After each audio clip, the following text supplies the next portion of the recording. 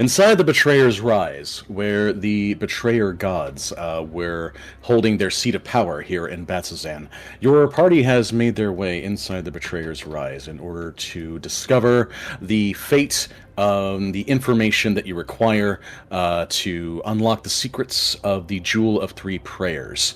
The Betrayer's Rise is, of course, a place of intense danger, and you've already battled a few of its denizens on your way out. Here, the Aurora Watch will not be helping you. You guys are on your own. But, of course, before you guys made your way to the Betrayer's Rise, there was a conspicuous absence of your rivals, led by Aojabe. And what has become of them? Perhaps we will find out in tonight's episode of Call of the Netherdeep.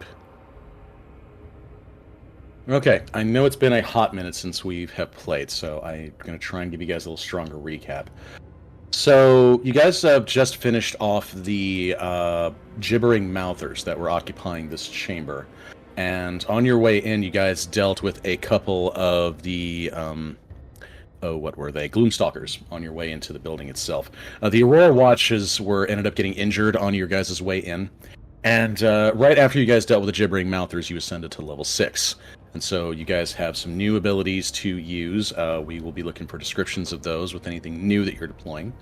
And let's talk about where exactly you are. So, unless otherwise noted, inside the Betrayer's Rise, all the surfaces are made of this smooth, shiny black stone. And there is a power that pervades this place. You're not sure if it's nature, but it's certainly a place of intense evil. The vaulted ceilings of the temple's chambers are 50 feet high, and its hallways are 20 feet high. There is no light sources of any kind inside the Betrayer's Rise, and as you guys are trying to get your bearings in this darkened place, you feel like that some of the architecture maybe is not exactly what it seems to be. That said, let's tell you guys where you are at the moment. You guys are inside this vestibule, where you just defeated the gibbering mouthers, and this chamber is actually empty, aside from a skull-shaped vase up here on a small semicircular table, resting against the back wall of an alcove in the north wall. 6 narrower alcoves line the eastern and western walls. And the northeast alcove seems to have once led into a hallway, but it is now caved in. As you guys take in the perspective, you guys are, in this sort of darkened area in your dark vision. You see, the mask that Magnus wears, illuminated with that red sort of sphere, and the rest of you, your natural dark visions are adjusting to the light itself. But what would you guys like to do? Just real quick, I don't have dark vision, so did... I think I gave it to you for 8 hours. Okay, okay, cool. That's what I thought, but I'm just Allow me to adjust that. Okay, so, Luke, you're deploying Eyes of Night. Go ahead and tell us about that, will you? You just see Kitty's eyes light up in this kind of just almost like black circles over it, just kind of as a shadowy lens. Okay. Kitty, your vision readjusts to the light as the Matron of Ravens gives you her blessing, and now you may see. I would like to investigate the vase. Yes, I also want to investigate the base. All right, so Venn and Magnus approach the northern vase. Okay, let's see here.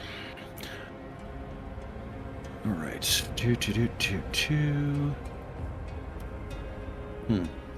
Let's see. So, examination of the vase as you two are investigating the vase together. What you see is that the vase itself contains the withered remains of a bouquet of lilies. Magnus, with your passive of 14, you notice jagged markings along the edge of the table, which makes up a phrase in a language that you may or may not have. Magnus, what languages do you speak? I speak Common Sign and Elvish. You do not understand the phrasing. You want to point it out to me? Yes, I will go ahead and point out that it looks like there's some sort of writing here. I speak Then- Common, Infernal, Gnomish, and Elvish. Then you do not understand the language either. It's gibberish. It's nothing. Can I try to see what language it is with investigation? I will allow an investigation roll. You don't know this language. I'm not going to give you advantage, but nor am I going to give you disadvantage. Let's go ahead and take an investigation roll to get an idea. I don't know Russian, but I can at least tell. You what understand? it You can is. tell. Yeah, I know. You can see what Cyrillic is. With a 15, some of the characters look somewhat familiar. What were your languages again? Elvish, Common Sign, and Common. So. Okay. As you're pointing out some of these things and like trying to understand the script, you work with Venn on this. And Venn, you said you speak Infernal, right? Yeah. Okay. This appears to be like a different version of it, and through that, Magnus, you have the conclusion that this might be Abyssal. This looks like Abyssal. Does anybody know Abyssal? Hmm. I've never met her. That's right. That's not the okay. No, I know Draconic and Orc. Well, that's not going to help us today. Let's see what we got here. I have comprehend languages. I can cast it. Is that spoken or read? It is red. Ah, nice. Well. Yeah. The table just starts talking. So, how you doing? Yeah. No, I on was the table. talking like spoken word as versus written. That's all. But yeah, it's probably No, it is. No, it's written on the edge of the table. So, Venn, if you want to post me comprehend languages, we can review that and see what we got. Mm-hmm. 1 second. Excuse me, sorry. You're excused. Dying. An old crusty old man. Okay, sorry. I was reading something else. Here you go. Take your time. All right. Level 1 divination. You understand the literal meaning of any language that you hear or see signs. Okay. You understand standard written language must touch the surface. Takes about 1 minute to read 1 page of text. Okay. So, Venn, as a ritual, you're casting comprehend? If we want I to take the don't- time. I don't know. Do bards get ritual casting? That's another question. Every class gets ritual casting. In 2024? Well, bards always had it, Mhm. but now sorcerers have it too. Sorcerers are the only one that didn't have it. Yeah, that's what I thought. If we want to take the time to ritual cast, I will do that. I can take Okay, a well, look around the room. I'm just curious about whether or not you burn the spell slot, really. I would like to not if we can take 10 Yeah, we can minutes. take 10 minutes. I'm gonna look Okay. for secret doors. So Yeah, I'll help you look around. All right. I will sit down with my deck of cards and start casting comprehend languages, and you guys see like whatever words or numbers are on the cards begin to shift as I cast the spell. Kitty sits down next to you and plays solitaire. He's right. Meanwhile, Magnus, you approach the wall to the west. Yeah. If you have a spell prepared that has the ritual tag, you can cast the spell as a ritual. So, Katie, do you have this prepared? Comprehend languages. Yeah. Okay. All right, then good. Then okay, that'll work. So Venn breaks out the cards, and Magnus, you approach the wall, the northwest alcove. Once again, you see the same script, the same abyssal script, above the northwestern alcove. On the back wall is scrawled a message in abyssal. Oh, we got another more over here. I wonder if it's on all these alcoves. And I'll start checking alcoves. The rest of the alcoves appear to be empty. Interesting. can I Well, check let's- for like secret doors? Let's see here. Yes, you may try. Okay, with a 23, Luke, you you try to try and work out the mechanisms of this sort of thing, but you don't see any secret passages, but you actually see something different.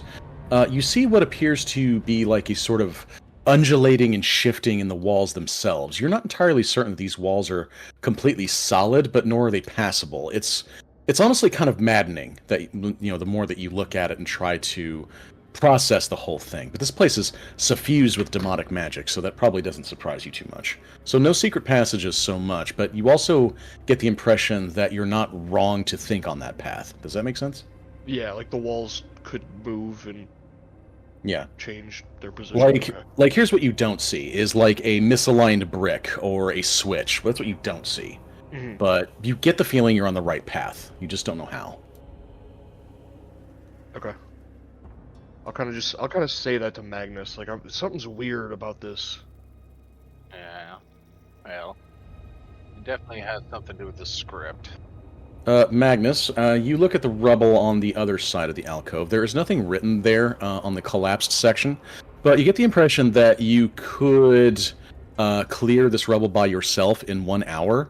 All of you working together, it would work faster. Yeah, this does seem to be an option, but it could be more hassle than it's worth. Yeah, I mean, I imagine the Abyssal's just gonna tell us that, like, they want to drink our blood and shit down our throats, I mean, that's standard Abyssal language, but it means something completely different in their language. Like, what they say, like, we'll drink your blood, and actually, like, hello. That sort of thing. I don't know Abyssal, I really don't, but I mean, it sounds like that's what they kind of would say. I mean, if it's anything like Inferno.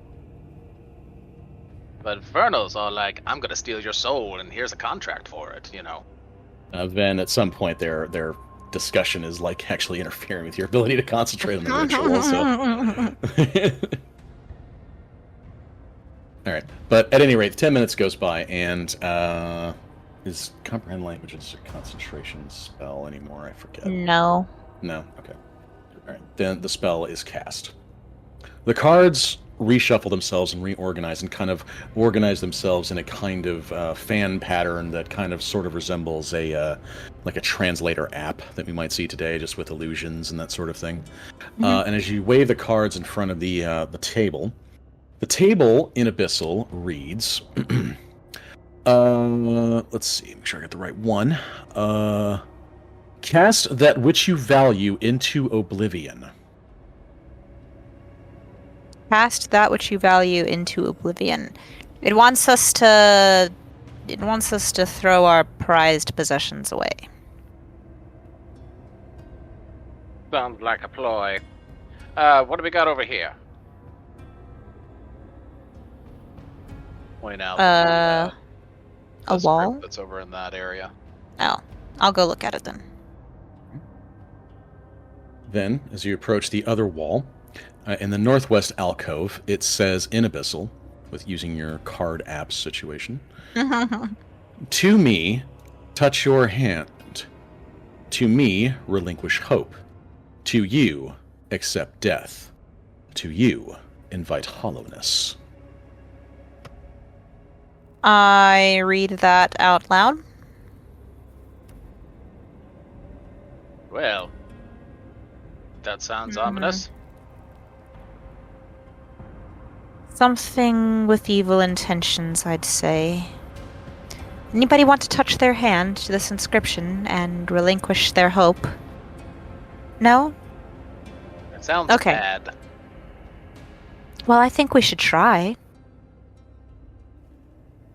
Ven's gonna do it. Hey, Venn, you approach the wall, and what do you do when you get there? Is it just the words, or is there any kind of, like, sigil? These words are written on the back wall of this alcove. Okay, I am just going to go put my hand on the back wall of the alcove and see if anything happens. Okay. Ready to catch her if something freaking happens, Jesus.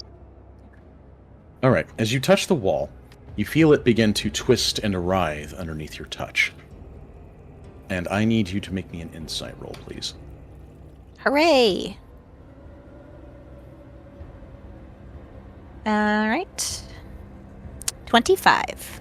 With a 25, you understand that the wall seems to want to devour your body but that the wall can consume only someone who has accepted that they'll die and doesn't struggle against that fate. Ah.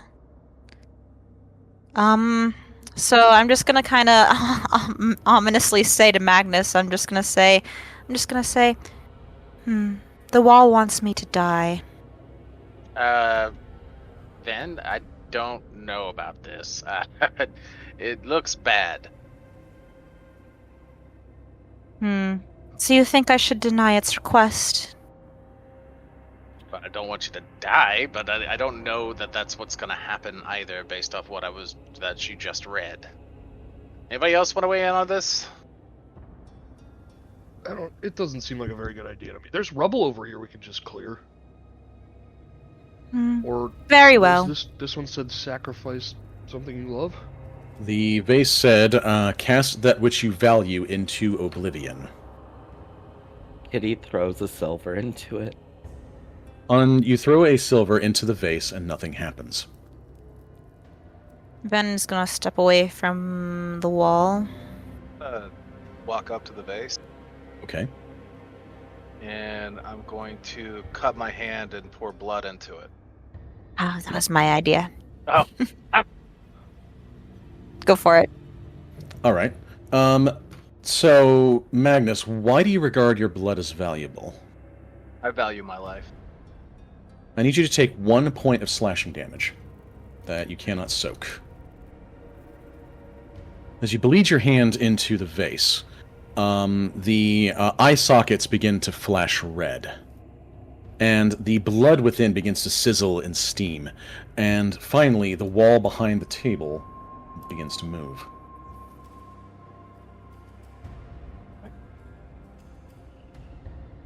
There's a passageway beyond. Hell, Work, Magnus. at least that worked. Can I listen for the sound of more gibbering mouthers? Let's see. Yes, you may go ahead and make me that check if you want to. They did, when they appeared before, they did kind of come out of the walls, didn't they? Yeah, they could come at any time, but maybe we could hear them. Yeah. You don't hear anything. Nothing else that really jumps out at you. Periodically, though, as mentioned before, this place periodically whispers to all of you in a sort of low, dark voice. It says nothing of import, but you guys get the feeling that you're being threatened. Alright, why don't you guys go ahead, just in case if I pass the threshold, it shuts. Okay. Let's proceed with caution. Keep an eye out. You guys make your way Traps into the everywhere. dark chamber. Your eyes continue to fall upon the black stones that encompass the betrayer's rise. Your weapons are displayed at the ready as you are wondering is going to jump out. Anything's going to jump out at you at any moment.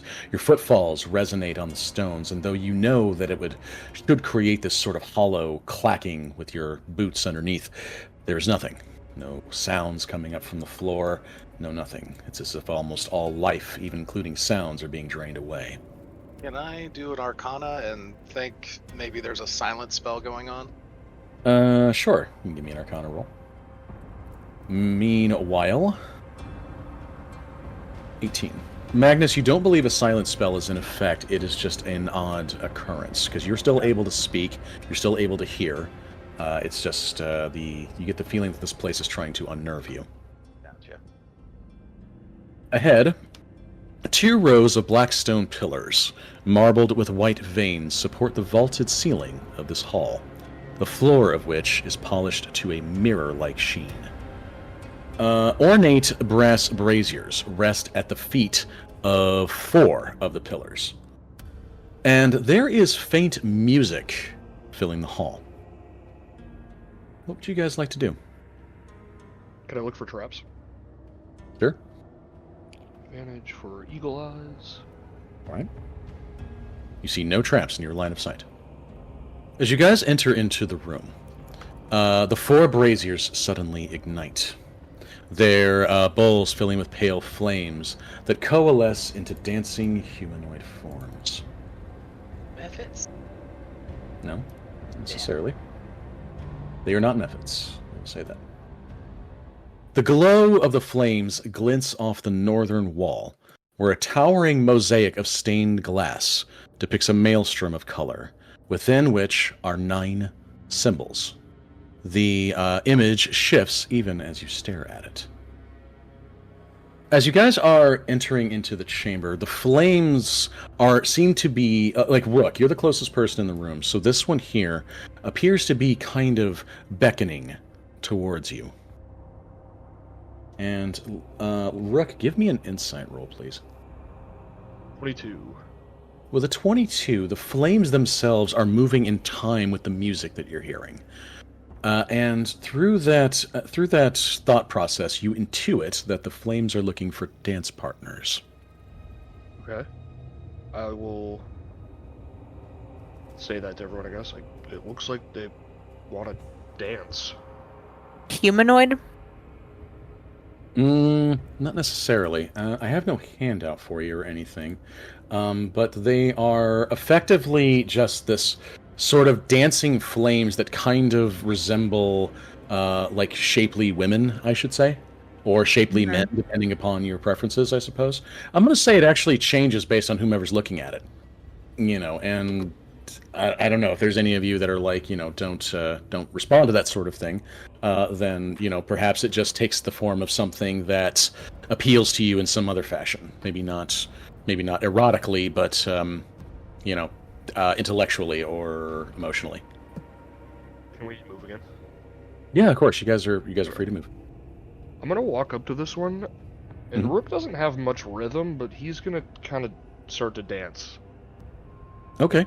Then, Rook, you are using an action to attempt to dance within 5 feet of the flame creature. I need you to give me either an acrobatics check or a performance roll. So, acrobatics it is. Okay. 11. Okay. On an 11, Rook, you unfortunately seem to have 2 left feet.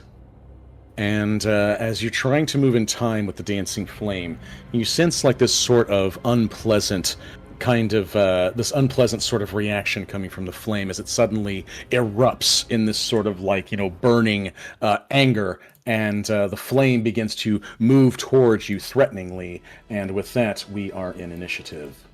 Let's go. As I pissed him off with how bad my dancing was. You did? White people. Uh-huh. Nailed it. Somehow yours is still higher than mine. So is it just the one kind of acting aggressively? Yes, the one is acting aggressively towards Rook specifically. Oh, gotcha. Okay.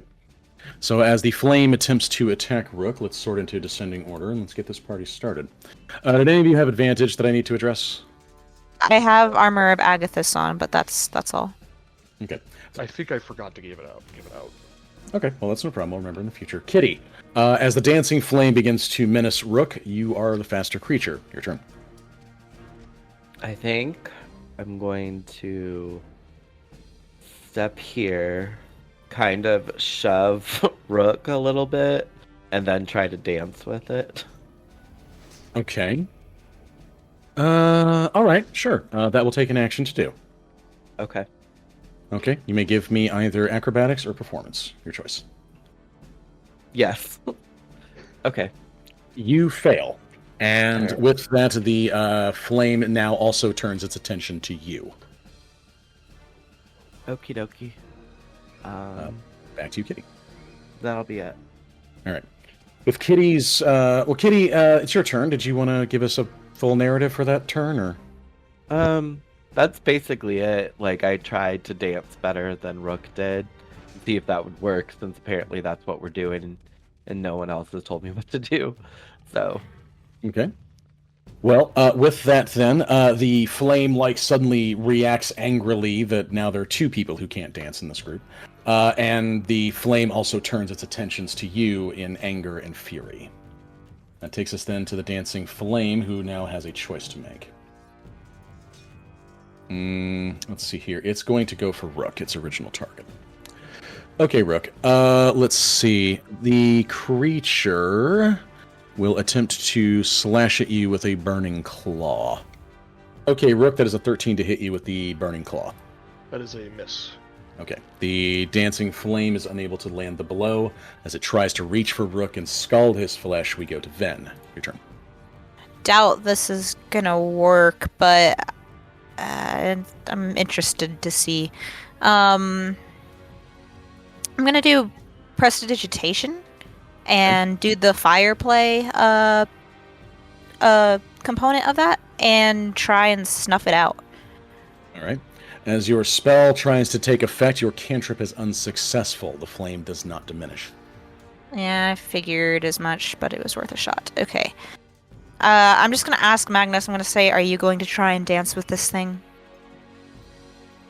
I mean, it seems like a puzzle, right? Okay, very well. I will give Bardic Inspiration to Magnus. Magnus, you receive Bardic Inspiration. Marking. Done. Thank you. And then I'm just gonna step out of the way. I don't want to really be... Venn doesn't want to be near that thing right now. So she's just gonna go over here. That's all. All right. As you step to the side, Venn, anything else? No, that is all. Magnus, your turn. All right, let's do this, fire lady. Okay. You want to dance with The the lady, creature. I think I can't tell. Anyways. Okay. All right. Well, let's see. Well, it's definitely not going to be performance, so that's going to be acrobatics. Okay. You attempt an acrobatics roll. Yikes. And you roll a 10. Okay, do you want to let that one ride? Or I don't think I got inspiration anyway, so that doesn't Well, work. you did just receive a bardic. I don't know if that would help. But... The bardic, I think I will try. I mean, that's why she gave it to me. So, Okay. what is it? A D8 or 6? Venn will roll that, so we'll expend the bardic, and Venn, go ahead and make your roll. 6. Nice. Okay. So, here's what happens. Magnus, you feel inspired by the music, and your heart begins to soar and swell, and you kind of stumble over your feet for a minute, but Venn, kind of magically corrects your movements, and in time, you begin to start swaying with the music, and you move in time with the dancing flames, and finally, the flame ceases its attack. The flame changes its actions from one of anger and frustration and fury to one of joy and of shared passion and beauty. And with that, the dancing flame suddenly, seems to blow you a kiss in some fashion, Magnus. And with that, the flame uses its reaction to fly over here into the window. Right. And with that, it disappears. As it flies into the window, you guys see something. All right. As the flame hits, it flies into the to the stained glass mosaic, and it touches one of the symbols in the glass. One of the symbol that it touches is that of a spider. So again, the flame joyfully flies into the stained glass mosaic and touches the spider mosaic inside the glass, and then it disappears. Now that you guys are moving further into the chamber, you see that there is also a door to the right, or to the east. Oh, sorry. Are we still in combat? I'm sorry. No, we are no longer in combat. Okay. I'll leave the turn order up though, just in case you guys make some more mistakes. What? I want to go examine the. Rook, as you are within... Oh, hold on. Oh, I need you to come back here for a minute. Rook, as you're now within 5 feet of one of these dancing flames, I'm going to move you back. Yep. This one... It's okay. This one gesticulates towards you as if wanting to dance. Would you like to dance with it? No, he figured out he's not good at dancing, so he's going to keep walking. As you try to walk away and refuse the flame's invitation, it once again, in anger and fury, attacks. Once again, roll initiative. Guys, I'm pissing off the flames again. All right. Who wants to go first? Oh, because you can switch. Yeah. Mm-hmm. I think it should be Katie with the performance checks. Okay. You okay with that, Brian? I am perfectly fine with that. Let's get the Okay. capable up there. It's kind of the good part about having this ability. Okay, switching Magnus and Venn. Okay. Any other initiative changes? Nope. Venn, as Magnus directs you tactically to move forward, it is your turn. Okay. I'm gonna try and get around this other one to get up there. So I'm gonna go here. And Katie is on a good point. I need each of you to move tactically. Don't move all just in one shot. Do it square by square. Here. I mean that's within 5 feet. Does it seem to Yes, acknowledge me? Okay. It's a bit angry and focused on Rook right now, so you're probably going to have to get its attention in the ways that I've mentioned. Right. I will dance. Okay. You may give me an acrobatics or a performance check. Performance for 30. Damn. With Natural a 30, 20. Like, goddamn. With a 30, the flame is overjoyed to have such a brilliant and dexterous dance partner. It flows and twists around you, moving in time with the music. It's like touch and embrace, like warm and gentle to the touch. And once again, the dancing flame leaps with joy towards the stained glass mosaic and flies into the glass. And once there, it touches the symbol of the bleeding eye. These are lovely symbols. And that is the end of that combat. All right. I guess I'll dance with the fire. I'm gonna be more careful, I guess. My bad. I'll step over here and engage with this one. Can I guidance myself? Or is that too late? I'll allow it. Okay. Venn, I forgot I had that. as you approach the dancing flame, and it bows to you gracefully and holds out its burning, flaming hands to you to dance. Same as before, acrobatics or performance, please. Okay. 14 plus 4, 18 total. Once again, Venn's gracefulness and skill at dancing overjoys the dancing flame as it once again, as this one launches itself into the mosaic and disappears. Once there, it touches the symbol of the jagged spiral. Okay. I'm gonna go look at this thing now. Okay. Rook, you approach the stained glass, and Kitty, you had something? Kitty's gonna try to get behind Venn and start clapping along to the music to give her the help action. I think that's a fair usage. I'll allow that. Magnus, you doing anything special? Wanted to check out this door and just Okay. See what it's about. Is there any writing or anything like that on it? Sure. Let's have a look. The doors to the right, they do not have any sort of writings or anything on the door itself. You're not entirely sure what they are about. Did you want to try and listen at the door? Did you want to try and inspect it? Yeah, I'll do an investigation on the door just to kind of see what it's about. Or are you talking Okay. about seeing if there's traps or something like that when you say? I'm actually asking you on that one. Yeah, I'll investigate the door just to Okay. see if there's anything about it. Okay, sure. So in making an investigation roll to understand the door. Mm-hmm. Okay. It's a door. It is absolutely a door. That is correct. Yeah. Well, Yes, an 18. It is definitely a door. However, you don't believe it to be locked. I will say that. Okay. I would also listen to it, but that's a perception. That would be a perception roll.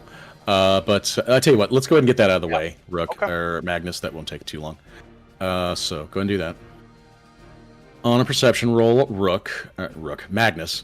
With a 10, you actually don't hear much on the other side. You're wondering what might be on the other side. You take a sniff of the whole door. You try to understand what it is that you're hearing. And then finally, you just give up. You're like, yeah, I don't hear or smell or sense anything on the other side. Yeah, this is kind of a Rook thing. I don't do this very well. All right, continue. Meanwhile, Rook. So, the stained glass mosaic at the northern end of the chamber. It's a 10-foot wide section of wall at the end of this basilica that resembles a tall stained glass window. The imagery changes constantly, like the patterns in a kaleidoscope. But there are 9 symbols, thing that never change. They are those remain static. So the colors are shifting, but the symbols stay. All right. And what you see, these symbols, you see a crown made of ram horns. You see a flail of iron chains. You see a bleeding eye. You see a spider. You see a coiled serpent. You see a jagged spiral. You see a severed hand with an eye in the palm. You see a trio of arms. And then lastly, a dragon's claw with 5 digits. Does Rook recognize those symbols? Is that like a bit of religion? Would you like to make a religion roll?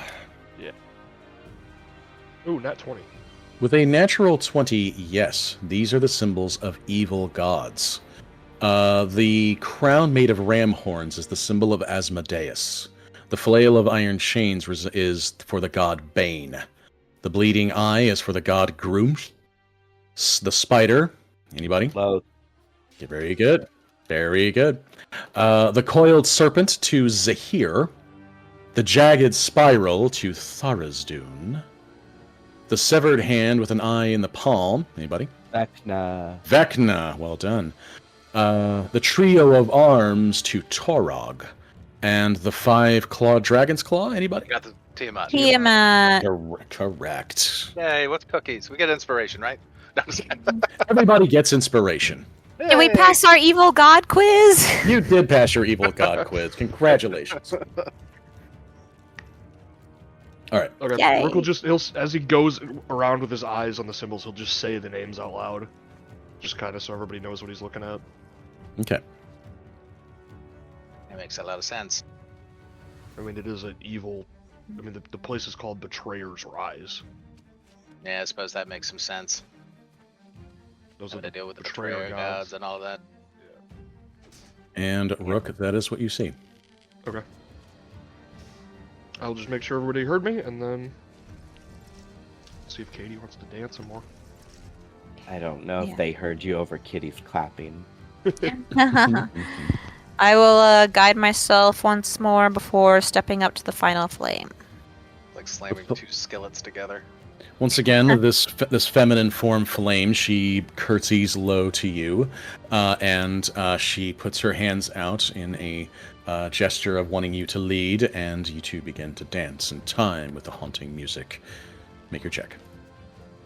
13 plus. You Oh, have I also- advantage. Yeah, I do have advantage. You do have advantage. Yes. 17 plus 2, 19. Once again, the dancing flame is overjoyed to have such a wonderful partner, and it flies towards the glass and touches the. Let's see here. Let's get rid of this. It touches the trio of arms that belongs to Torog. Maybe I can give you dance lessons one day, Rook. Maybe.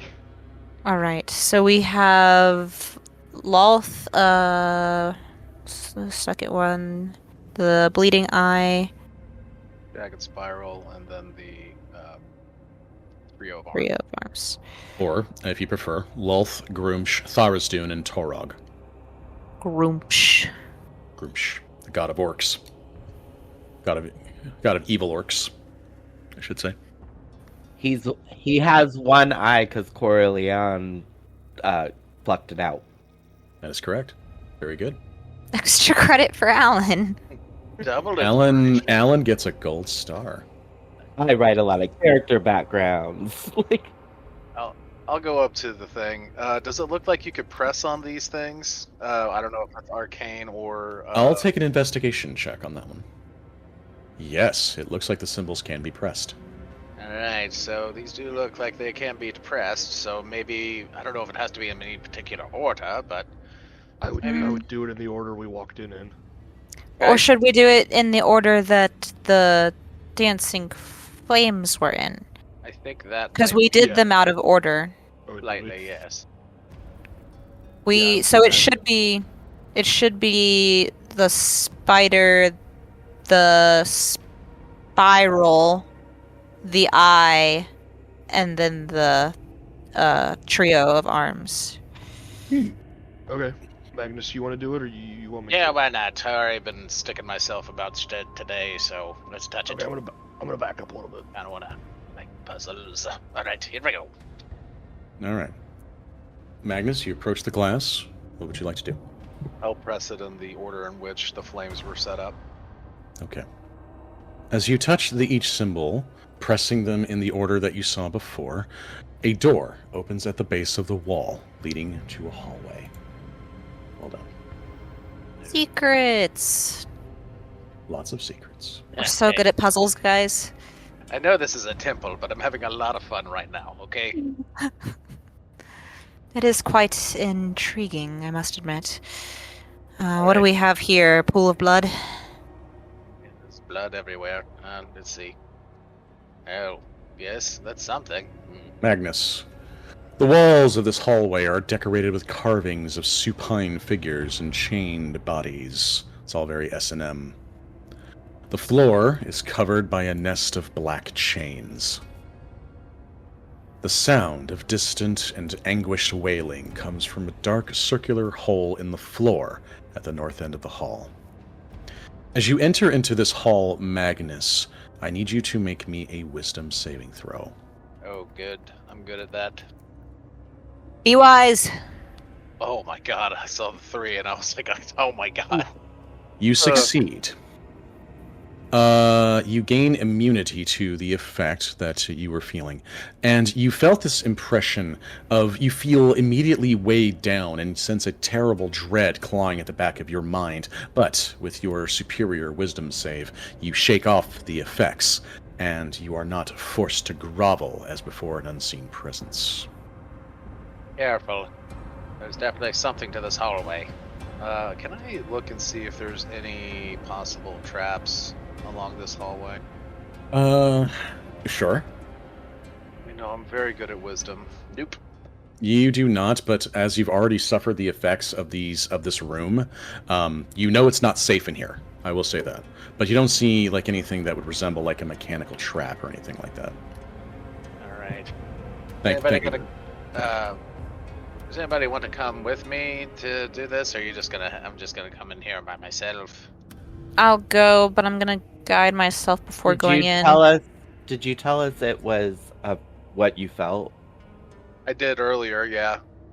But I may not have said it in quite the way, but I'll go ahead and explain. Like, As soon as I came into this room, there was definitely overbearing presence, but I've seemed to have shaken it off, but it's much more intense in here. Okay. Venn, guidance will not help you on a saving throw, incidentally. Fair. I'm still gonna... Well, I guess I won't, because I don't know what... I have to declare what skill to use beforehand, don't I? So I guess I won't do that. Venn, as you step into the room, give me a wisdom saving throw, please. Okay. Also, I need to know if you are immune to the charmed or frightened condition. I don't think so, but I'll double check. All right. Anybody that is Ugh. is automatically going to succeed at this. So, all Let right, me see. I don't think I am. I think next level I get something for that, but... Venn. Well, then at the moment, Venn, it sounds like you're fucked. So, with a 6 on your wisdom saving throw, I'm Sorry, Kate. sure it's fine. here's what happens. Katie, you are immediately yanked to the floor and fall prone. As this weight crushes down on your mind and the terrible dread pushes you to your knees and finally to your belly as your will is broken. get her out of this room. That's probably where we're going to roll initiative on that one, I think. Okay. So, first of all, okay. All right.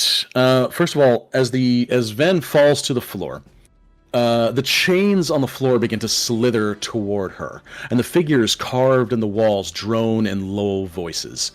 Imprison those who cannot resist you. Drag all life into darkness. Katie, dexterity saving throw. Okay. 14. On a 14, you are grappled by the chains. The chains wrap themselves around Venn and begin to damage her. You are grappled by the chains, and after that, we are in initiative. Everyone roll. Can I Yes. ask a question? Because people were talking over me when all of that happened, which is fine because that's D&D. But I was going to activate the charm of heroism that I have. Okay. Can I do that before the initiative? Will you remind me what it does? It basically it's a charm that casts heroism on me, which gives me some temporary hit points, but also makes me immune to frightened. Oh, sure. Yeah, that's fine. I can live with that. Okay.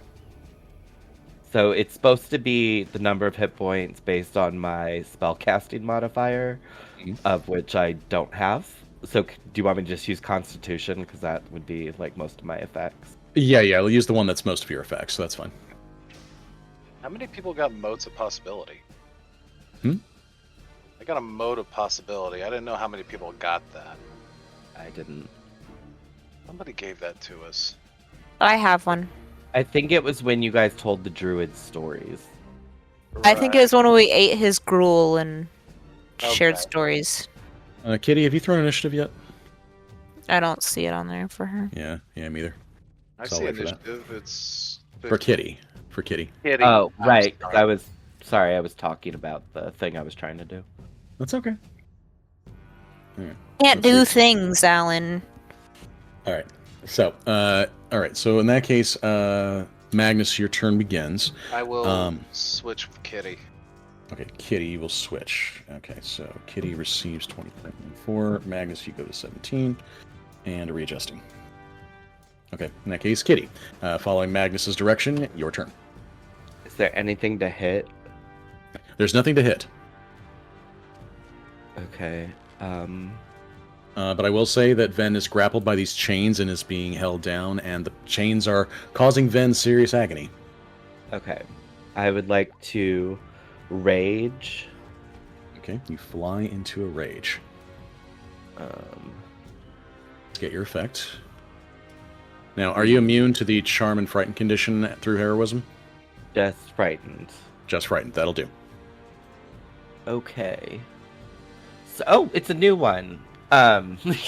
You hear battle mode white, and basically you hear Italian plumber 8-bit dungeon MIDI is the theme of the music. And then do I have what it is? Holographic cat would appear just appears, a little white cat, and then nothing happens because there's no real enemies. But then I'm gonna try and pick Venn up and move her. Okay, then, in that case, a creature not grappled by the chains can use its action to try and free a creature within reach. Athletics roll, please. Okay, and I'm raging, so Yes. As you set hands to the chains, you are suddenly overwhelmed with this powerful energy that rips through your mind. With a 26, you are able to free Venn from the chains, but at a price. Kitty, you suffer the following in psychic damage. No save. 9 psychic. I had 3 temp from the thingy. That's fine. And then I can move half movement, and so I can move her out. Correct. And deposit her. I think that's all I can move and deposit her there. Okay. And now that Venn is freed, that will stop the initiative for now. Because anybody that is held down is now freed. Venn, you can stand up from prone if you want to. I'm going to keep up Yes. my rage for 10 minutes with a bonus action. All right. Kitty, you mind helping me out here? I'm not sure what's at the end here. Okay. Okay. As the both of you are now immune to the, Magnus, you saved out of the effect. Kitty, you are immune to the frightened condition. The hallway seems to have no effect on Magnus at all. And Kitty, the noise just doesn't bother you. As you guys approach the end of the hallway where the hole is, when you guys get there, we'll go forward. Okay. The circular hole at the end of the hall is the mouth of a shaft that descends 10 feet before opening into the ceiling of a room down below. The distance from the floor of this hallway to the floor of the room below is 100 feet. Holy crap. And that's what you guys see. You think it's even worth it to go down there if people can't even come into this hallway? Well, is there any way to move forward beyond going down the hole? There's There's not. a door back Still there. doors over here. But, yeah, I mean, seems like a lot. Do you want me to just take a look? Like, maybe we can just get you hold a rope and I can just take a little bit of a look. How long does that heroism last? I believe 1 minute. 1 minute. Kitty, you're feeling your resolve start to twist. Okay, then I'm think gonna it's run bad. out of the room. Yeah, it's bad here. Okay. Kitty, your heroism collapses. Okay. Well, I can either go down the hole and see what's up, but if we can't even get past this hallway, then I don't see much point. How do you all feel? Well, why don't we just check out this door? What's behind door number 1? Sure. See what our options are. I'm gonna listen at the door before I open it, though. Okay. So, Kitty's continually keeping the rage going. Am I hearing that correctly? Yeah. Okay. Rook, you stack up at the door. And what would you like to do when you get there? Just take a listen, quick. Okay. Go ahead and make your perception roll. On a 13, you do hear something on the other side, where Magnus was unable to earlier. On the other side, you hear what sounds like a haunting song echoing through the chamber. But periodically, it's interspersed with a clicking sound that seems to reverberate within your bones. You're not sure what that is. I'm gonna just kind of glance back at everyone else. And then I'm gonna open the door.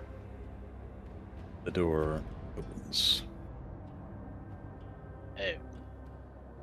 Liars. Thick spider webs inside this room, Rook, giving off a pale green glow stretched from floor to ceiling. Crawling, and that's, I'll tell you what, that's what you see. There is some movement in the webs. You're not sure what's up there, but something certainly is. Can I tell the size of the... Like, it's just like little spiders, or is it like... From your vantage point, you see that there's at least one medium and one large. Okay. Spooters. I could try to torch it. Yeah, you want to throw it... Yeah. Spider webs are We should flammable, go right? down the hole. You want to go down the hole? Half the people can't get... Well, I mean, we could try. Okay, and I'll just go ahead and stop you guys there. Okay, here's what happens next. As you guys are pondering the situation, hold your positions, the creatures that are in there hear you, beginning to discuss burning the situation, and they take great offense. Alright, here's what you guys... Rook, you're not able to see anything at this point. Fucking Magnus...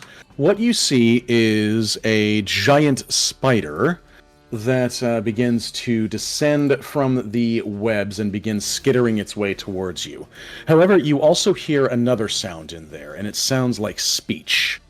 What you hear is the sound of in the common tongue, somebody saying the following: "Great Loth, praise be to the Spider Queen. We are your supplicants. We are your servants, and we will feast upon blood in your name."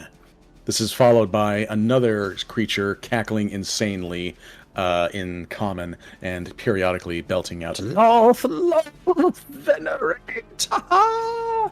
And everybody, we will deal with this combat when we come back from break. Okay, alright. And if we're all back, then let's return back to the Betrayer's Rise and straight into combat. Let's get some initiatives on the table, shall we? Does anybody want to go first? I mean, think I I probably should, so I can Or get up Kitty. front. I agree. I'll Wait, sit- how Oh, I can only see this guy. Okay. That's the only guy I can It's- see right now. Is there anyone within my range? You don't know that. I mean, there's no... I mean, your party could tell you that, but I probably shouldn't. That's what I'm asking. That guy that you see there is the closest one that I see. Uh-huh. Okay, then I'll go. Don't put me first so I can react. Let's see, we've got a lot of 19s. Wait, don't light the things on fire. Okay, I mean, I'll take my initiative. That's fine. Yeah. All right, let's see what happens. I should probably pull the web spell up there because I'll just use that as a thing. Web 2024. Okay. All right. Webs are flammable. Any 5-foot cube of webs exposed to fire burns away in 1 round, dealing 2d4 fire damage to any creature it starts to turn into fire. Okay. Cool. All right. All right. Sorting to descending order, and let's get this party started. Magnus, the initiative is yours. Your turn. Let's fire at these webs. Let's do a flame shot. Okay. Fire bolt. And let's see it. We'll just hit the webs there.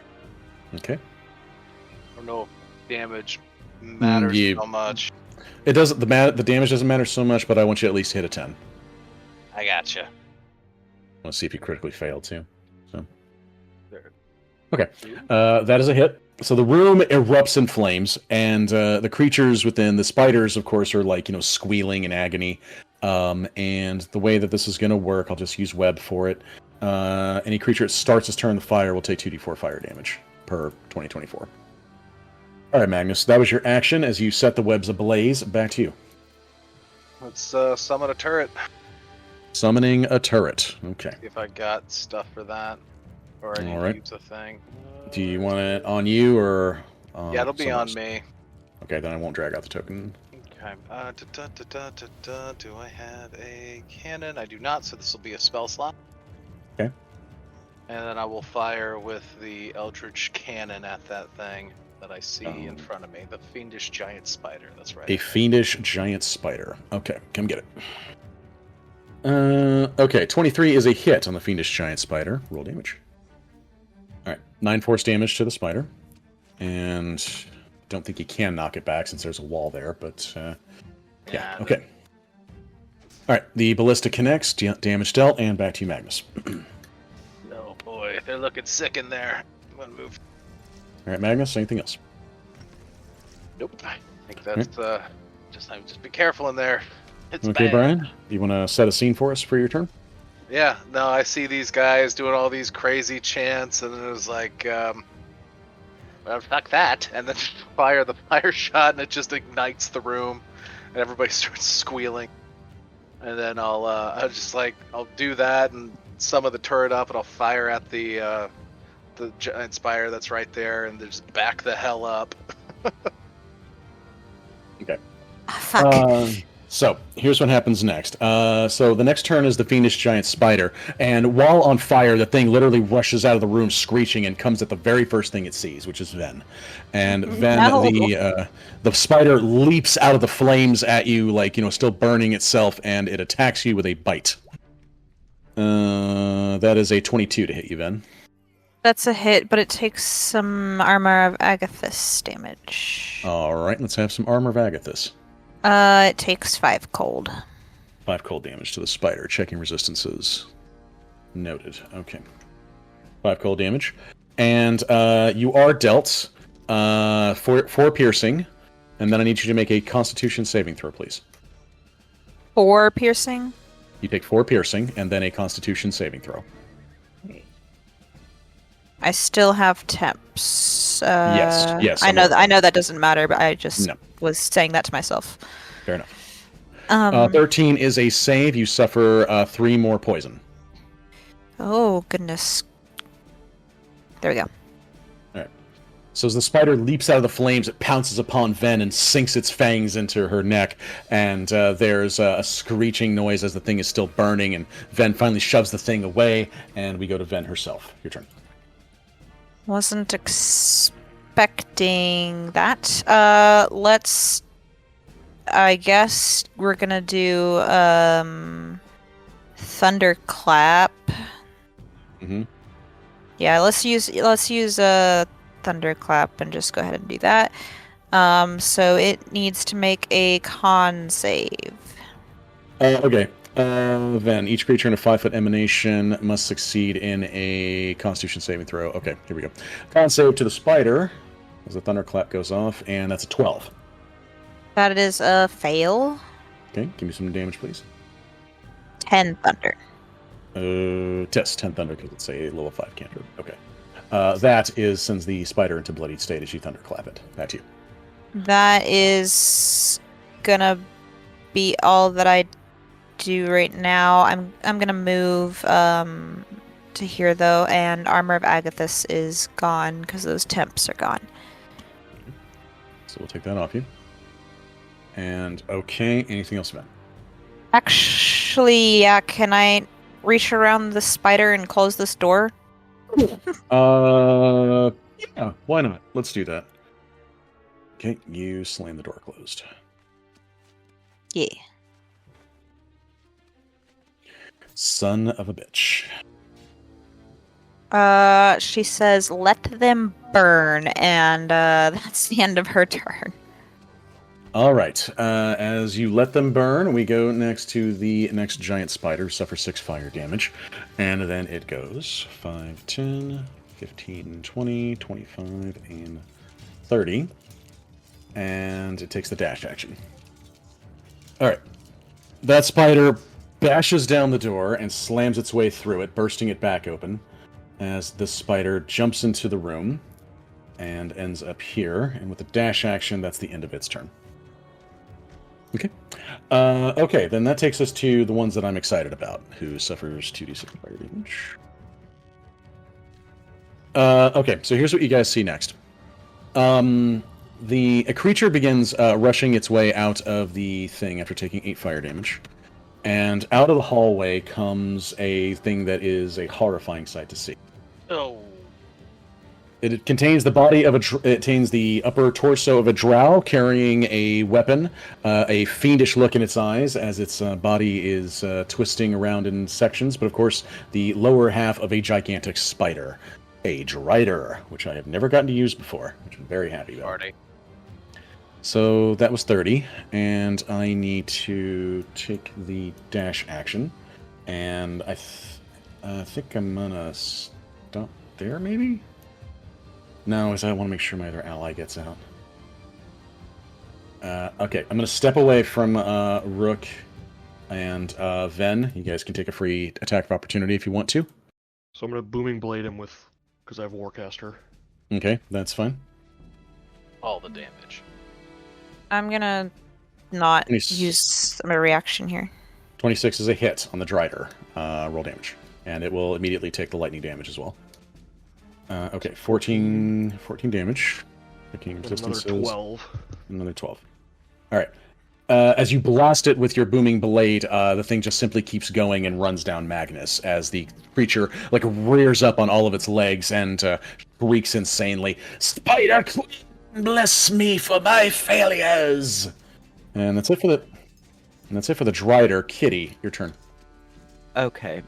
Are these two bloodied? Yes, with the heart symbols, yes, those are bloodied. Okay. With Clippy, the great sword, I'm going to recklessly attack the one next to me. Okay. All right, you go reckless. Marking. That's a 20. Absolutely a hit on the fiendish giant spider. Roll damage. All right, 18. That is enough to fell the fiendish giant spider as Kitty splats one of the spiders. Okay, and then 1, 2, 3 to the next one. Same thing. Okay. Okay, and I'm sorry, did you attack? Oh, 26. That is a hit on that spider. Roll damage. I'll just keep that. I got a 21 damage. And dead. Okay, and then because I have great weapon the feat, the great weapon feat, I get another hit with the hew feature, because I killed a creature. So I'm going to swing it up on the Drider. Okay.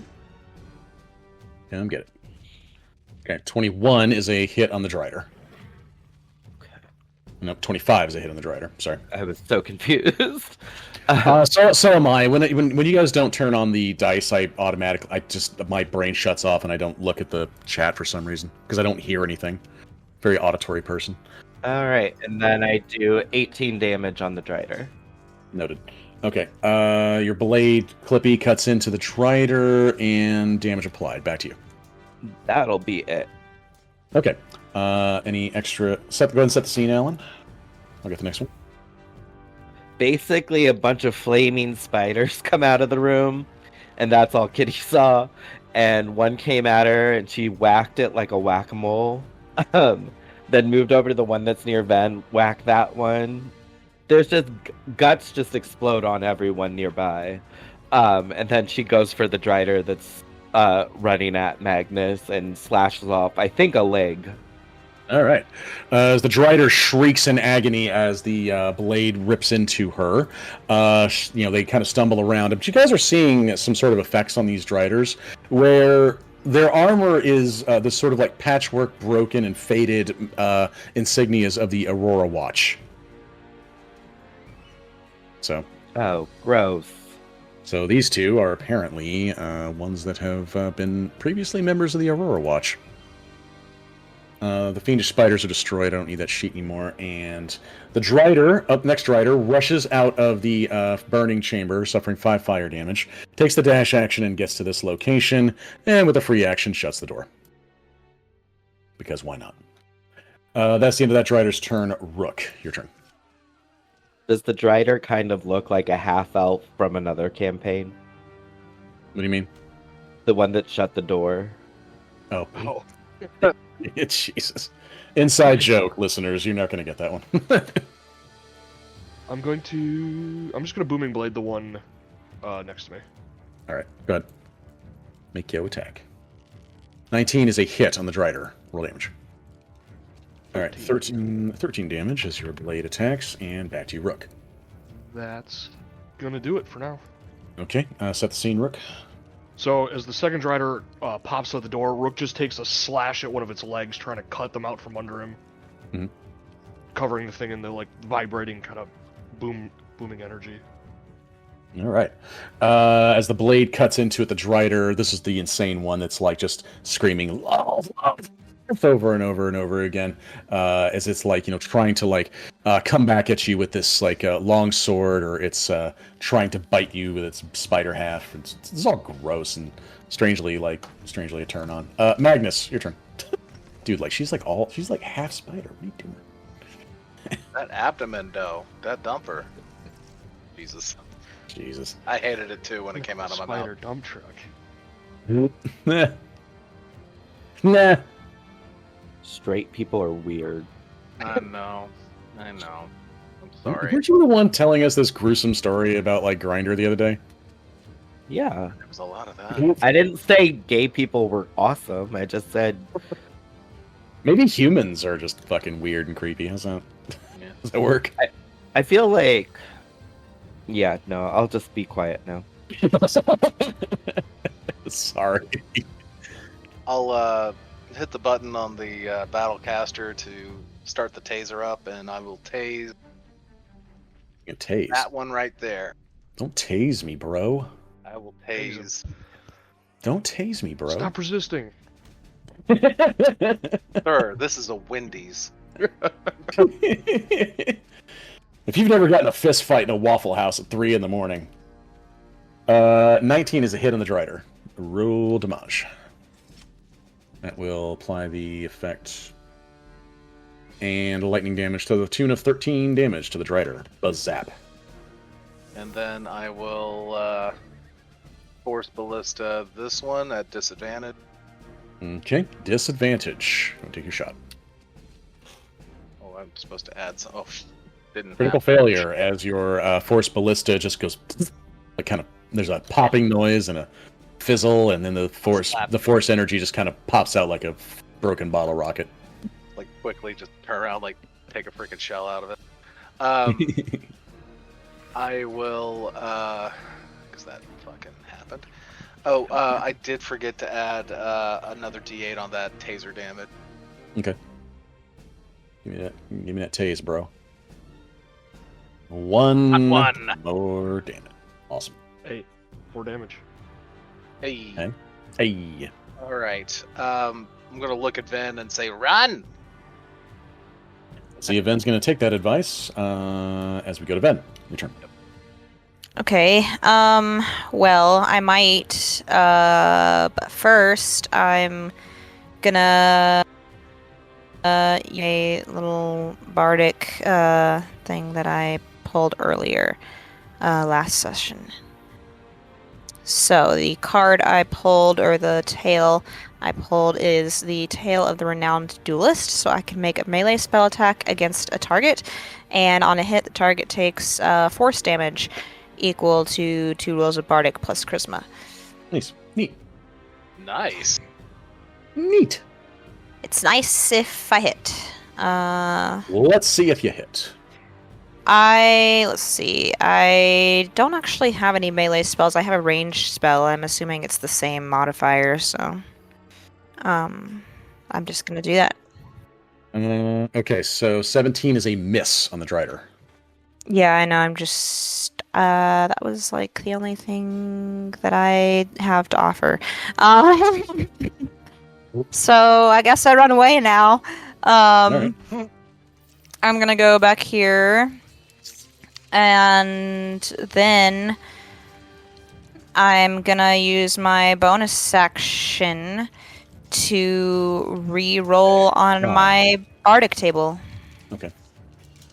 Not to cry. Okay, that's a free action. No, we don't cry around here. There's no crying in Dungeons and Dragons. A 12. 12. All right, marking that down for the future use, and that is all. Okay, do you want to set the scene? I mean, she didn't really do much. Okay, you don't have to. Just a thought. Uh, I'm thinking about our listeners, Katie. she just she pulls out this this card that she'd pulled in her earlier reading before they came in here, and it is the card of the rogue. And holding this card, it manifests into like this spectral dagger, which gives off like a magical force. And she tries to drive it home into the Drider, but it just clanks off the armor. She cusses a lot and runs away, and then looks for a different card to use. All right. And with that, that takes us to the Drider itself, as it takes its turn. And it will do some attacking as it's shrieking out about venerations to Lulth, etc., etc. Drider will make a multi-attack. Drider makes 3 attacks, either with its longsword or longbow, and can replace one of those attacks with a bite. Okay, so, Magnus, you're going to catch the first longsword, I think. Come at me. Actually, I'm going to do that two-handed. How about a 22 to hit you, That Magnus? hurts for show. 6 slashing to our artificer. The second two-handed longsword blow comes towards Kitty with advantage. Say 6. Sorry, I said 6. Kitty, that is a 14 to hit on either roll, so that is a miss. And Kitty, I'm gonna bite you. Nom nom. A critical hit. Any rebuttals on the critical hit? You got nothing. No. Okay. All right, then, Kitty, as the Drider sinks its poisoned fangs into your neck, you suffer 5 piercing and 10 poison. All that's unmodified. All of it is modified. I have resistance to poison, and I'm raging. No, I mean, I'm giving you the numbers, and I'm letting you modify them, is what I'm sorry. saying. So it's 8 damage, because I'm resistant to poison. Okay, then fine. So the Drider, with its critical hit, clamps down as hard as it can onto Kitty and floods her internal systems with this poison that begins to cook her insides and do significant damage. As the Drider shrieks out, "Let us share with you the misery and the pain of the Spider Queen! Die! Die!" Hey, Kitty, your turn. Luke, which ones hurt more? I don't actually know. Probably the one on your left. Okay. The one that I ran hit through the first. one on. Okay, I hit the one on my left. Reckless. Still reckless, okay. It didn't have like magic weapons stuff. You didn't say anything about it, so I assume no. That is correct. That's 23 to hit. 23 is a hit on the Drider. Yeah, that is a hit on the Drider. 12 slashing. Nope, 15 slashing. I keep forgetting to wait for the other one. And Okay, yeah, that is definitely bloodied save for the Drider as the blade opens up the creature, spraying black ichor all about. okay, we're going again. Nice. That's a 25 to hit. Yes, another hit. 16 more damage to the Drider. Okay, I gotta remember to start paying attention to that. Okay, and damage applied, Kitty. Okay, and then bonus action, a lens from like my chest piece makes a holographic cat behind this thing, which explodes into a bunch of little cats, which jump onto. They're white cats because it's the white lights. A bunch of holographic cats attack it, and it can make a dex save to avoid this. So, okay, so you're like a combination of 2014 and 24, right? You're using a 2014 Yeah. subclass? Or am I nuts? Okay. Alright, so doesn't that happen to once? The flump thing? At the end of the... Okay. Until your rage ends, you can use this effect again, summoning another spirit on each of your turns as a bonus action. Okay, and you said it's a cat, right? Yeah. Because it's supposed to be a flump or a Okay. pixie, but mine are cat. Okay, so let me find you a cat. It shouldn't take me too long. Well, it instantly explodes, so... Yeah, sure. I just want to have this Okay. ready. Okay, so it explodes. Can you post the thing for me again so I can see it? Sure. I just need the statistics and all Yeah, that. it's a dex save. All right, dex save to the Drider. Here we go. How about a 20? That definitely saves, so you don't have anything to worry about. Yeah, I'll just move this off the side. And we're good. All right. Anything else, Alan? Nope, that's it. You want to set the scene for us some more? Yeah, Kitty just savagely attacks the one Rook pointed to her to do, as she wasn't keeping track of it, and chops off another leg, so it's a little wobbly now. And since it's talking about... Is it speaking common? Well, yeah, I'm going to say that it is. I mean, that's not one of its languages. It has Elvish and Undercommon, but what the hell, I'll throw common in. If it's saying the loath stuff in common, Kitty Sure. goes, "The Raven Queen's way better," and just whacks at it. How dare you? All right. Fanatics. Anyway, all right, so this Drider takes a turn here, and all right, once again, multi-attack action. Hey, Rook, are you able to see in magical darkness, by chance? In magical darkness? I don't think so, no. Thank you. That Drider cast darkness. All right, Drider falls under concentration, and will summon darkness as a innate spell casting. All right, let's have some equilibrium here, shall we? Okay. So again, the way that I run this whole thing, advantage, disadvantage cancel each other out. Blah blah blah. You guys know the score. Basically, it's just straight rolls for everybody now. Okay. Darkness. 8x8, and the Drider just plants it right on itself.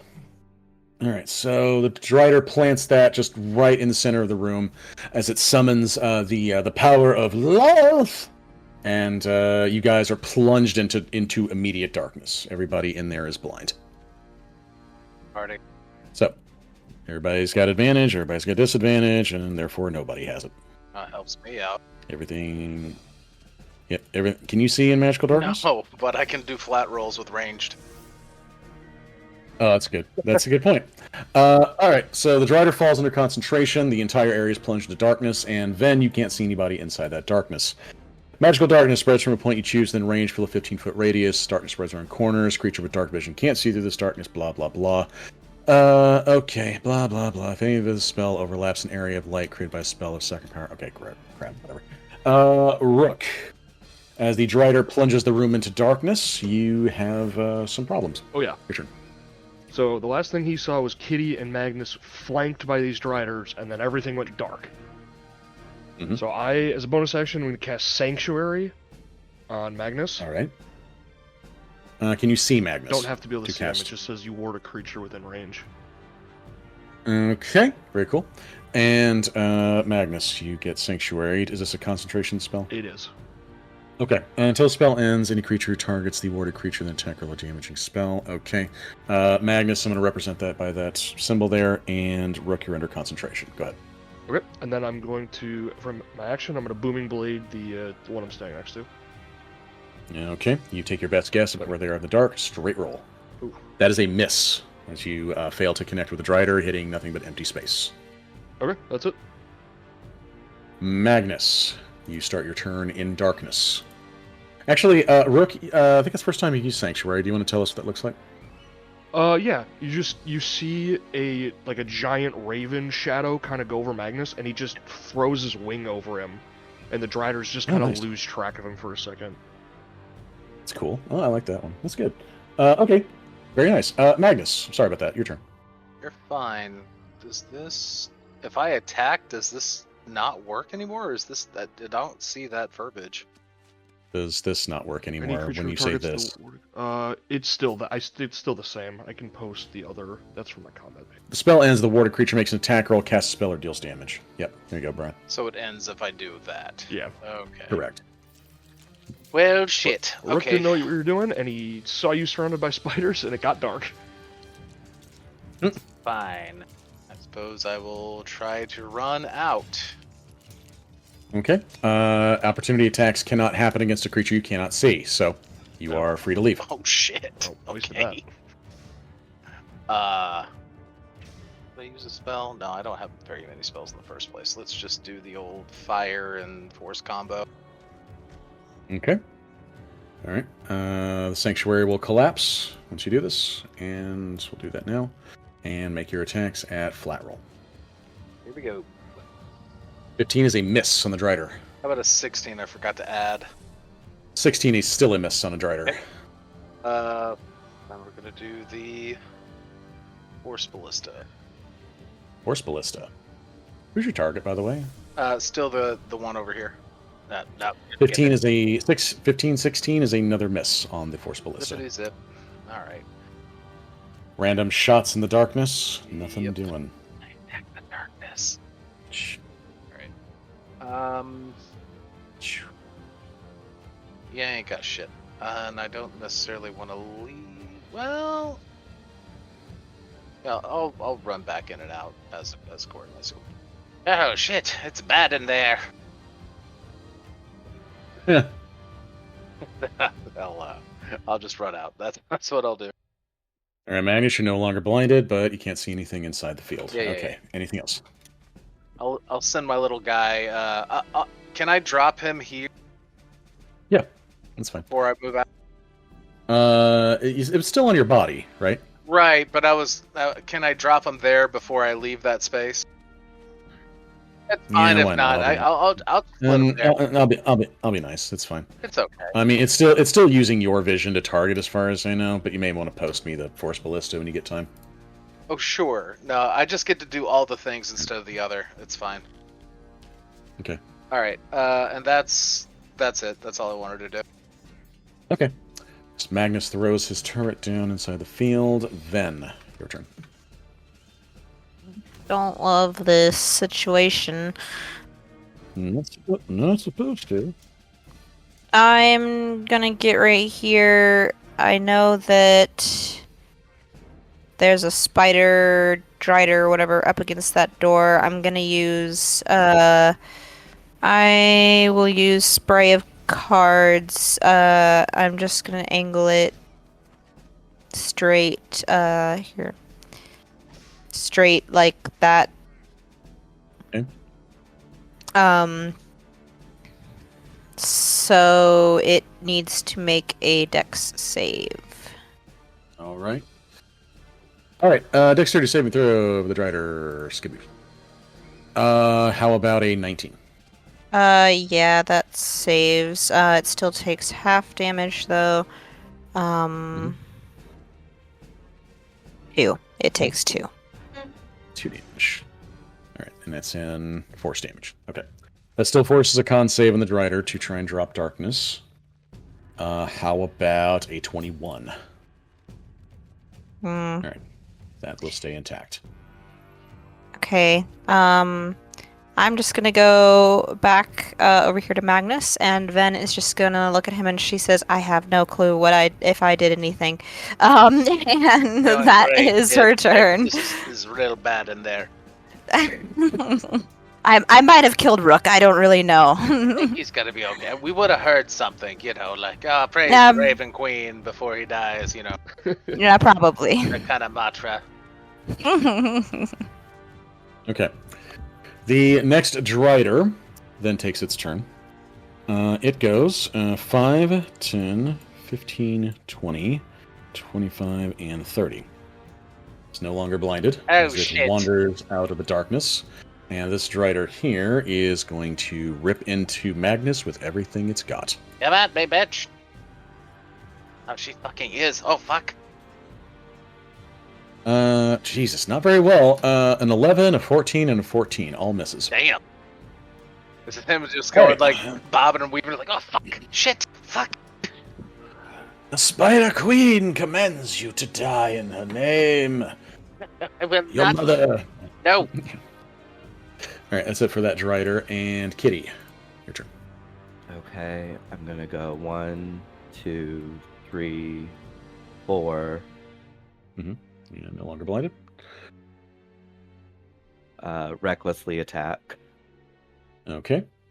That's a 24 to hit. As a hit on the Drider. Yep. 15 or 18. 18 damage. Pow. And damage applied. Alright, and then I'm gonna go again. 10 is a miss on the Drider. Okay. I still have the graze ability, so I still do 4 damage to it. Okay. 4 damage dealt. And Alright. then I'm gonna throw a little cat behind it right there. And dexterity saving throw to me. Yep. How about a 14? My DC is based off of my constitution, which would make it a 15. So Okay. One, series of exploding cats do 4 force damage. Nice. There's like a Nyan cat joke you could be making here. I don't know. Yeah. Anything else, Alan? Nope, that'll be it. All right. Over to the Drider back in the darkness, who's going to take everything he's got and pour it into Rook. Hello. Okay. 15 on the bite. That's a miss. Yep. 24 on the two-handed longsword, dealing 12 slashing. Okay. I'll take. And then 21 on the next two-handed longsword, dealing 11 more. Okay. I had some temps. So. All right.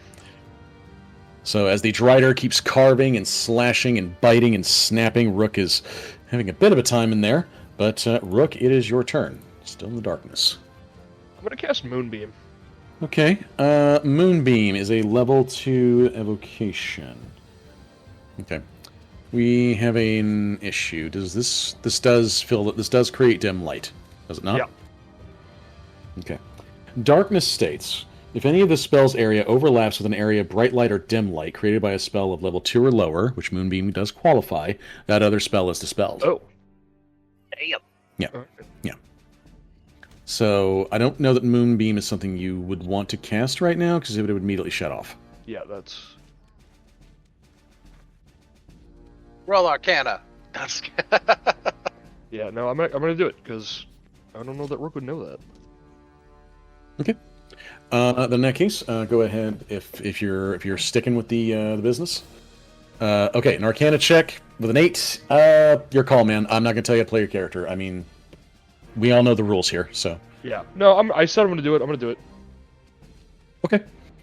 So with that, then as you cast the Moonbeam, it envelops into the darkness, and the Moonbeam just simply winks out of existence.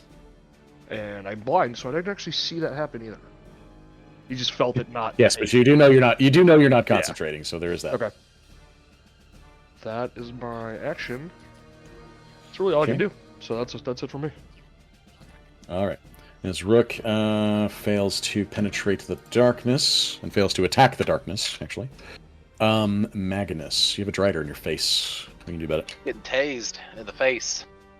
Is he getting tased, bro? tase me, bro. But it is. Don't tase him, bro. Don't tase him. Don't tase him. That is a critical failure as your taser goes fibbity. We'll do inspiration. Inspiration! You try to turn it around. Let's see what else you can do. Let's see. I'm gonna turn on all my things now because I'm using this. Okay. Come on. Womp womp. That is another miss. Keep moving. I can't handle. Okay. The Spider Queen protects. The Spider Queen embraces. And then I will move my little guy right here, and he will. Who's your target again? The one concentrating in the darkness. Got it. Ate. Let's have a disadvantage shot. Nope. No way. Definitely not. That is a miss. And that's only 11 anyways. All right. Rook, roll dexterity set. No, I'm just kidding. It's a joke. I just want Rook to shit his pants. Feel a pants. disturbance in the force. And he gets hit in the face with a force blast.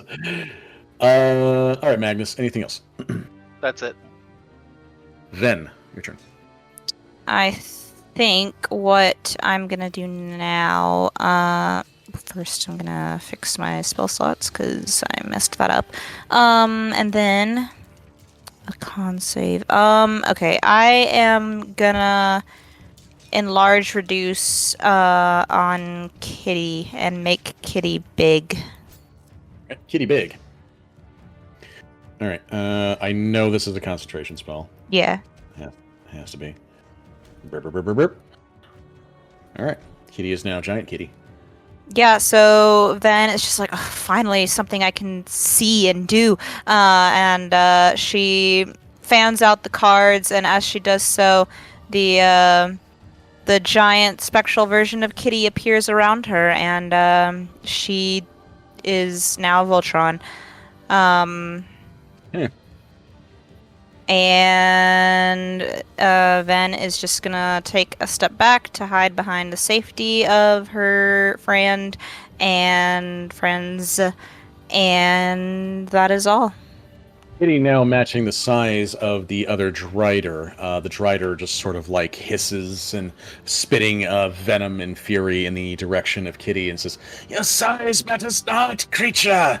You shall feel the sting of the You shall feel the sting of the Spider Queen. It's like a machine. It can't be seen." All right, Jesus, they can't all be fucking. All right, the Drider is going to attack full force on Kitty. All right, all the advantages here. So let's do a bite and two-handed longswords. Okay, that's a 23 on the bite. Kitty, you are dealt 4 piercing and then 12 poison. 21 on the first longsword stroke, dealing 5 slashing. And then 25 on the final longsword stroke, dealing 11 more slashing, as Kitty is sent into bloodied state. So as the Drider slashes insanely towards the barbarian, ripping open circuits and metal plates, there's a spray of fluids and mechanical hydraulic fluids as the Drider bites in, sending more poison into Kitty's body. But Kitty, it is now your turn. Okay, attacking recklessly. Mm-hmm. That's a miss with an 11, I assume. Yes, indeed. That is a miss. Okay, try again. Mm-hmm. 22, I imagine, hits. Oh, it does. Wait, the graze does 4 damage from the miss. Graze does 4 damage. That's what I was about to ask you. Drider is now looking pretty damn beaten up at this stage, critically wounded. Alright, and then the damage from this comes through. Would the Greys get an extra 1d4 from Enlarge? I don't know. I need to read Enlarge. Hang on. The target's attacks with this enlarged weapons or unarmed strikes deal an extra 1d4 I'm going to roll no. Because it's not a hit? Because it's not an attack. Yeah. It's not a hit. Okay. But this 16 on the greatsword would get it, so whatever that is. Two more damage. And that is enough. Kitty, you slay the Drider. as it collapses to the ground, chopped up by the longsword. Kitty goes Raven Queen bitch, and then Hell yeah. like, moves here and uses the hue ability to attack. I know I'm in the darkness, so unless my head pops above it. No, It doesn't. Damn. A lovely try. All right. So attack, normal attack Flat roll. for 21. That is a hit on the Drider. Roll damage. That is a 18 from my roll plus 4 from Katie's for 22 damage. 22 damage, forcing a con save on darkness. How about a 15? The darkness remains. Alright. Anything else, Alan? No, basically she's really happy that the one screaming hysterically is dead. And, you know, surprised she's big again. She doesn't know what happened because she was looking the other direction. And just chops away. Alright. So, as the Drider is hit in the back, it immediately whips around and realizes something's attacking it.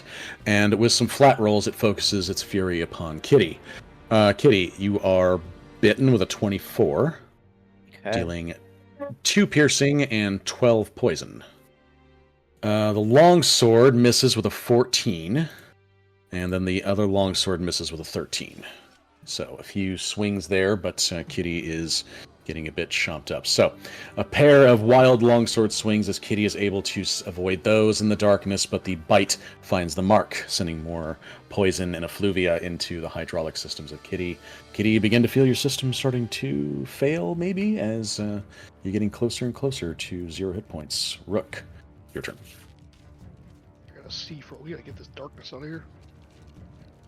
I'm just gonna take a booming blade swipe. Booming blade swipe against the Drider. 15 is a miss on the Use my Drider. inspiration. Burning Inspiration. Let's see what you get. 23 is a hit on the Drider. Alright. You refocus your attention, call upon the Matron of Ravens, and you land the blow. 15 damage. Okay.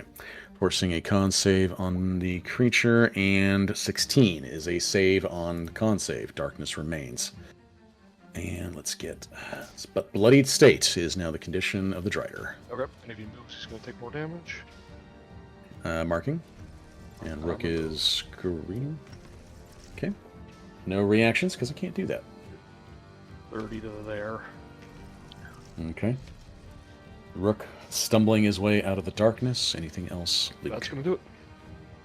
All right. You want to throw in any sauce in there? Yeah, so Rook just kind of takes a deep slash in the dark and kind of feels the blood spatter, and then he just kind of rolls left around the pillar and runs towards the stomping sound of Kitty. All right. I was going to call that story sauce. There we go. Cool. All right. All right. As you slide away and try to evade the creatures that are trying to slay you, Venn, I think. No, Magnus. I just drove right past Magnus. I'm a dope. Sorry. Magnus, your turn. Alright, here we go. 20, that's in the darkness, right? That is in the darkness. You are blinded. Boom. This guy is going to go ahead and do the protective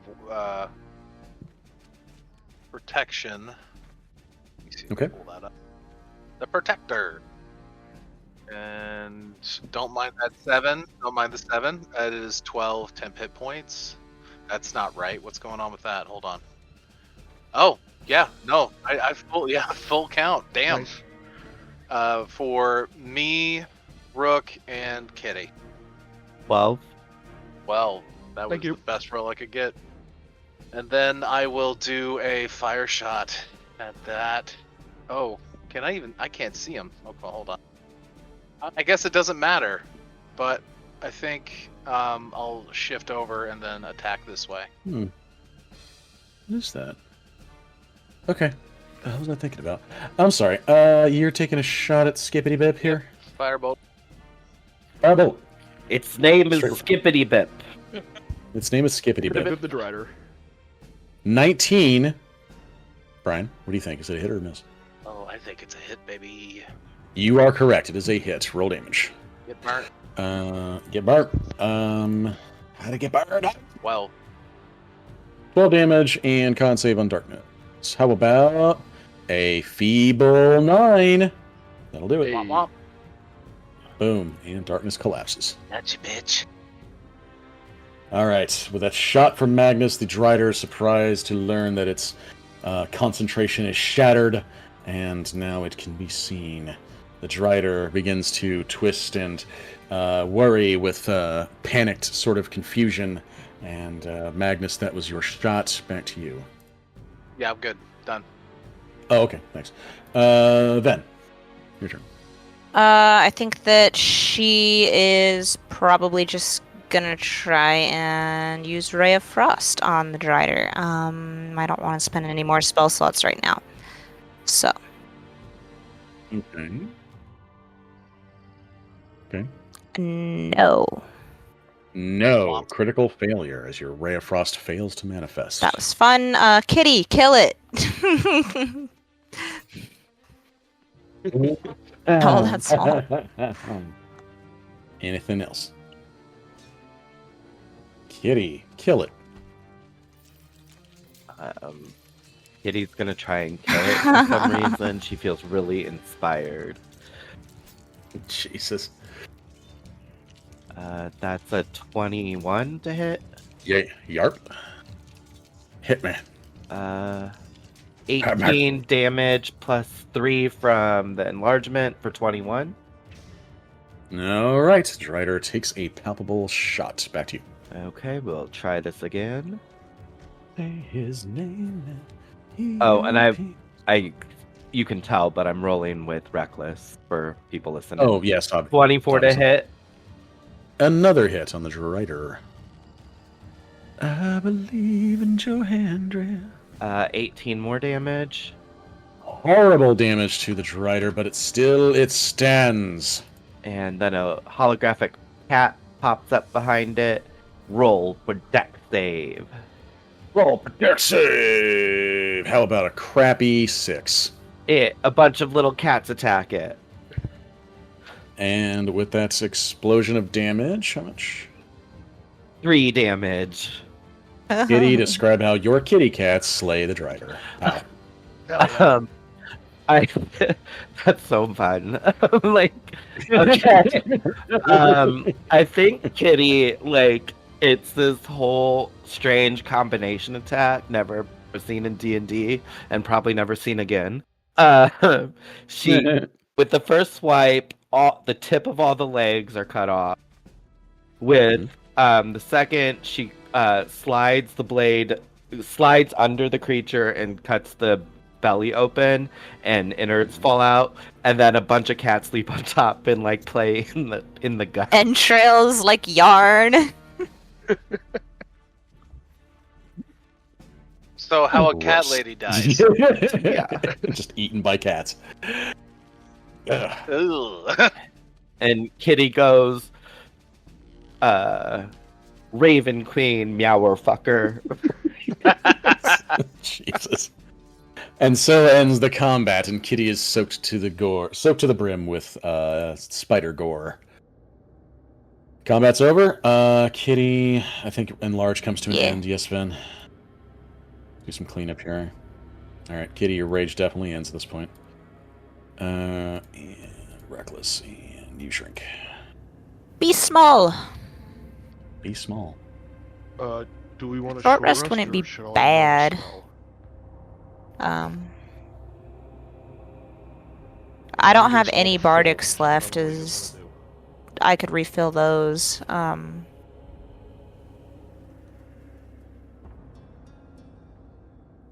so take a moment to make a few objects. Yeah, short rest sounds good. Okay, do we want to open the spider door again, or are we just gonna hope that We nothing can else go comes into out the death hole, or we can go into the spider cave. We can go into the S&M cave, or, you know, the fire cave now. That this The flaming spider cave. Guys, this place sucks. Yeah. Actually, those would have burned up by I now. think I Right. think the dancing flames evil god is our bet. Yes, it seems like we spit in Loth's face quite a bit, so I feel very strongly we can go down that way. I am going to go ahead and do an alarm around this So area. it sounds like we're taking a short rest. Yes, please. Okay. Then I would create the studded leather armor, put the finishing touches on that.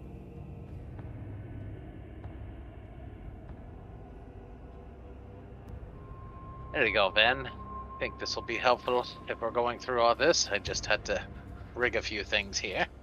Okay, yes, you may do the short rest things. Just checking for a random encounter. You don't get one.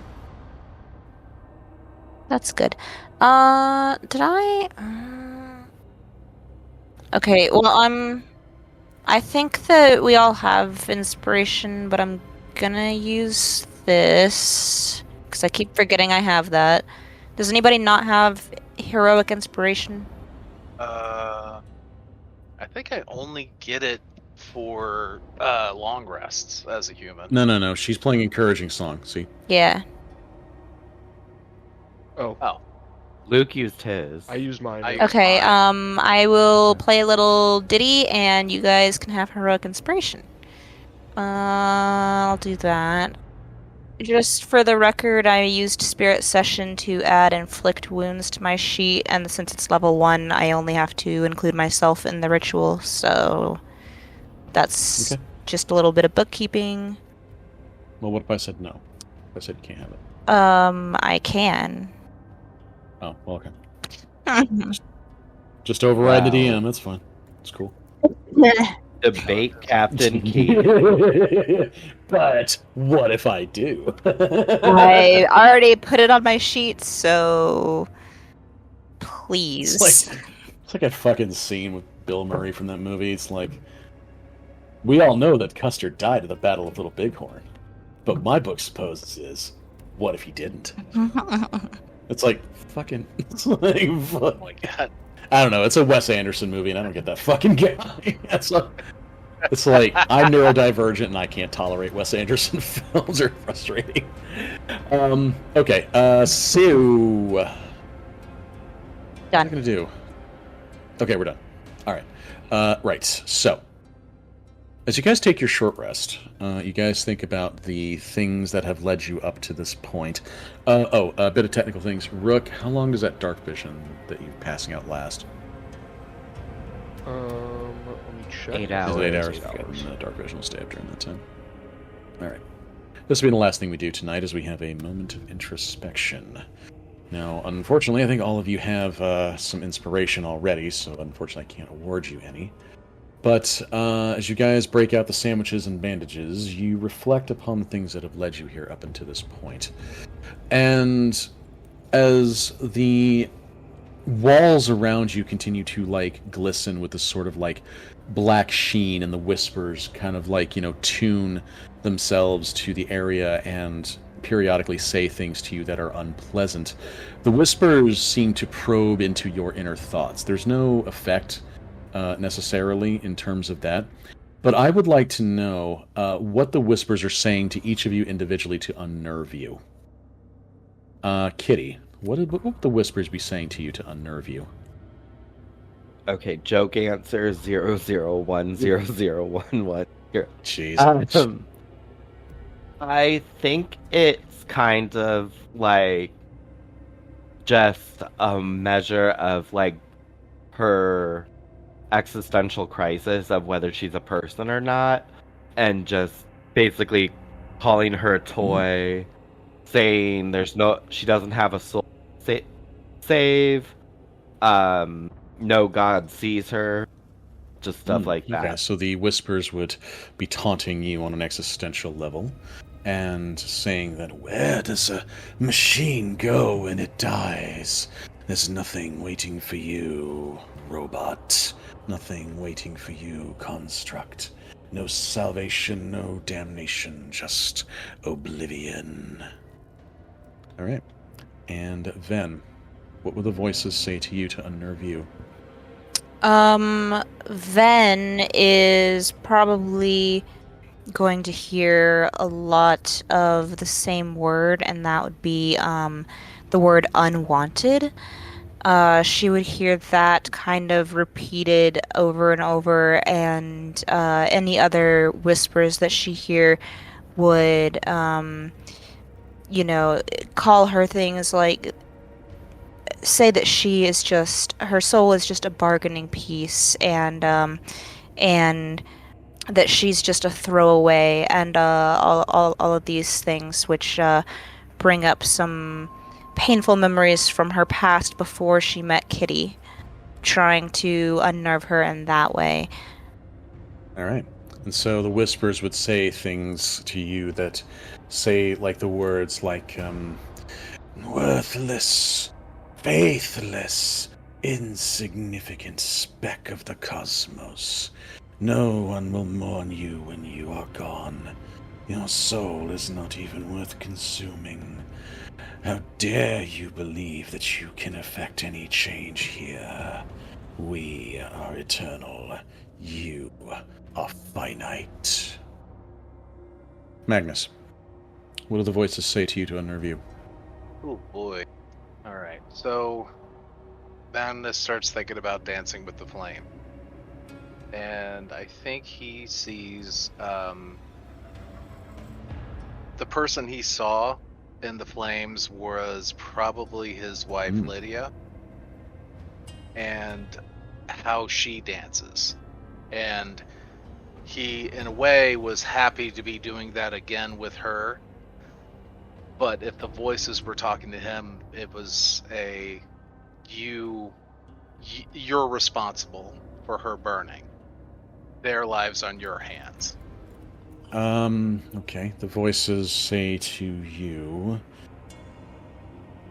coward, deserter, faithless murderer.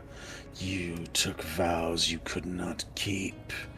Your oaths mean nothing. Your valor spent on those you could not protect. You are faithless, worthless, and insignificant. You are a failure, failure, failure. Rook. They probably tell him that we're all gonna die down here, and our souls will be trapped in this place, unable to be recovered by the Raven Queen. And then, tell them that when they fail in here, the demons are gonna get out and they're gonna run rampant through the countryside, killing whatever they want. So they probably just whispered him of failure and death. Matron has abandoned you. She has no purchase here, you faithless swine. We are eternal. You are fleeting. Where is your goddess now? She has abandoned you, as you will abandon your life. Your soul will be claimed, and in forever you shall burn. Amen. Anybody that doesn't have inspiration, you may take it, but all the same, well done. As your short rest comes to an end, you guys look around at one another, a little bit unnerved by the voices that only you seem to hear, but at the same time, all of you kind of hear at once. Kitty's no longer bloodied. We'll take that off, and we will pick this up from here on the next go-around. All right. That is the end of today's session of Call of the Netherdeep. What do you guys think? Fun. A lot of fun. Times, Yeah. man. I had a good time. Well, listeners, thank you so much for joining us on this episode of Call of the Netherdeep. Please join us for the next one. Like and subscribe and all that good shit. And until next time, this is Sykersomatic, and these are my players. Say goodbye, everybody. Bye. Bye. Night, everybody. Thank you very Night. much. And we'll see you at the next one. Have a good one.